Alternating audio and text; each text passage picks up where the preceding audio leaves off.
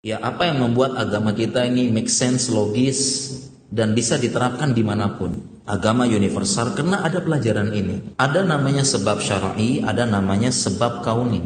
Kalau sebab kauni adalah sebab hukum akibat. Sebab akibat hukum alam dan hukum sains.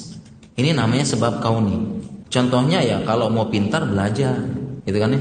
Kalau mau kaya kerja, ya. Ini kan sebab apa? Sebab kauni. Di mana-mana orang tuh kalau pengen pinter ya belajar, ya.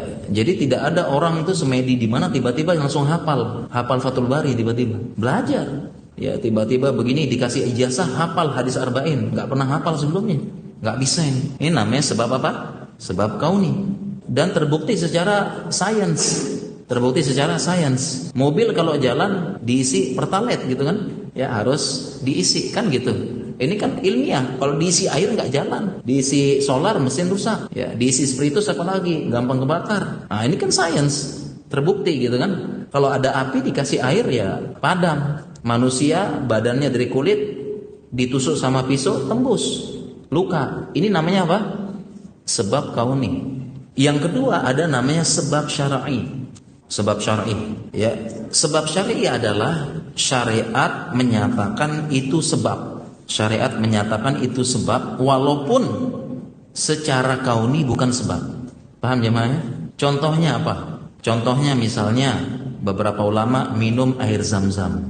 Contohnya hadisnya ma'u zamzam 5 syuribalah. Air zam-zam sesuai dengan niat peminumnya. Nah, beberapa ulama mengatakan seperti Ibnul Qayyim dan sebagainya, ada orang dia terdampar di Mekah, nggak punya keluarga, nggak apa, dia bilang saya di Mekah cuma minum zam-zam aja, tapi badan saya tiba-tiba jadi gemuk, tenaga. Jadi selama sebulan saya nggak makan apapun, cuma minum zam-zam, tapi saya punya energi dan badan saya gemuk. Nah ini kan kalau kita jelaskan secara sebab kauni, diteliti kandungan zam-zam itu kan nggak ada karbohidrat, nggak ada protein yang bisa menggemukkan. Nah memang tidak bisa secara sauni, nggak bisa. Tapi syariat mengatakan itu sebab, sesuai dengan niat peminum maka dimasukkan sebab. Ini sebab syar'i namanya.